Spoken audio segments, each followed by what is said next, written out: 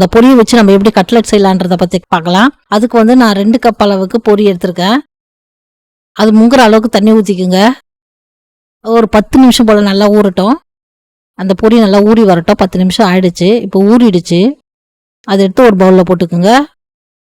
நல்லா தண்ணி பிழிஞ்சிட்டு ஒரு பவுலில் போட்டுக்குங்க. அது கூட ஒரு பெரிய வெங்காயத்தை பொடியை நறுக்கி போட்டுக்குங்க. ஒரு பச்சை மிளகாய் பொடியை நறுக்கி போட்டுக்குங்க. கொத்தமல்லி கொஞ்சம் பொடியை நறுக்கி போட்டுக்குங்க. ஒரு 2 ஸ்பூன் அளவுக்கு கடலை மாவு போட்டுக்குங்க. 2 ஸ்பூன் பச்சரிசி மாவு போட்டுக்குங்க. தேவையான அளவு உப்பு போட்டுக்குங்க. ஒரு 1/2 ஸ்பூன் மிளகாய் தூள் போட்டுக்குங்க.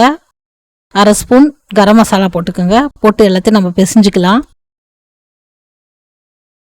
அந்த பொரி நல்லா ஊறி இருக்கிறதுனால நமக்கு வந்து பிசையும் போது அது வந்து எல்லாம் நல்லா நசுங்கி கொலன்னு வந்துடும். இப்போ நல்லா ரவுண்டு இது மாதிரி ரவுண்டாக பிடிச்சிட்டு தட்டிக்குங்க கையில். ஒரு தோசைக்கல்ல கொஞ்சமாக எண்ணெய் ஊற்றிக்குங்க. ஊற்றி தட்டி இது மாதிரி ஒன்று ஒன்றா வச்சுக்கோங்க. எல்லாமே ஸ்லோ ஃப்ளேமில் வச்சு வேக வைங்க. சுற்றி கொஞ்சம் எண்ணெய் ஊற்றிக்குங்க. 2 பக்கமும் நமக்கு செவந்து வரணும். இப்போ ஒரு பக்கம் செவந்துருச்சு, திருப்பி விட்ருங்க. இது நீங்கள் டீப் ஃப்ரை கூட பண்ணிக்கலாம். ஆனால் நான் வந்து இங்கே தோசைக்கல்ல வச்சு பண்ணுறேன். 2 பக்கம் செவந்த உடனே எடுத்து வச்சுடுங்க. அதே மாதிரி நம்ம எல்லாத்தையும் எடுத்து வச்சுக்கலாம். இப்போ பாருங்கள், நான் புட்டு கட்டுறேன் பாருங்கள். கட்லெட் எவ்வளோ நல்லா வந்திருக்கு. பொரி கட்லெட் ரெடி ஆயிடுச்சு.